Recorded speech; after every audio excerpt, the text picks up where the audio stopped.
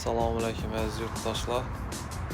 Sizlarni girib kelaturgan Navro'z bayrami bilan chin qalbimdan tabriklayman. Navro'z bayrami kuni iftorlikni nerda qilaman deb yurgan bo'lsangizlar, sizlarga Alibaba choyxonasini tavsiya qilaman. Beragali, lazzatli yeyish o'tirishlaringiz mumkin. Atmosferasidan kechqurungi atmosferasidan baho beringlar. Kanalımızda yangi bo'lsangizlar, like va obuna bo'lib qo'yishni unutmanglar. Videoga keng tarqalishi uchun like'larni bosib, o'z do'stlaringizga yoritib qo'yinglar.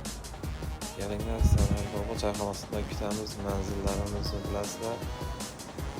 Yetkazib berish dasturchilarimiz ham bor. Telefon nomerlarimizni shu yerda qoldiramiz. Bemalol murojaat qilishingiz mumkin. Keyingi videolarda görüşguncha.